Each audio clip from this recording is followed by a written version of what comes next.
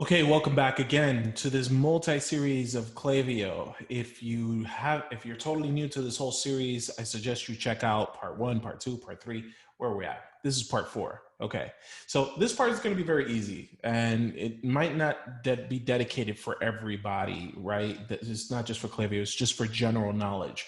What you're going to learn in this video, small clip, is how to create a discount code. How to create a discount code is pretty simple, but I made it to just some people. Some people just don't know how to do it.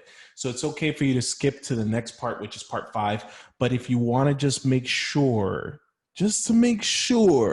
that you're doing the whole discount thing right, then go ahead and watch this video and let me know. And again, if you're brand new to this whole thing, let me know, subscribe, let me know in the comments what you think, and let me know what other types of contents you want me to do, because I'm on a roll here. I'm trying to get all the content out to you, okay?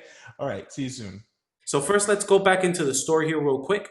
We're going to go into the store and we're going to go to the back end. And what we want to do is click on where it says discount. From discount, let's go ahead and create that discount for 10% off, which is very easy to do, by the way. So I am going to say discount 10. Okay, you could name it whatever you want, but that's the code. It's a percentage where we're valuing 10% of the entire order, right? No conditions, no nothing. Let's just save it. And now Shopify has the discount code. So if I go to discount codes right here, you see discount 10. All right, discount 10 has been created. The problem is, again, okay, discount 10 is there, but where is my email, man? Like, I don't see where my email's at. I signed up and I'm still not getting my emails. Where's it at? Let's go back to Klaviyo. Okay, that's it. You saw how easy that was? It's just a discount. Again, you might not know how to do that, but there's some people that really don't know how to do that. So it's off to the next video.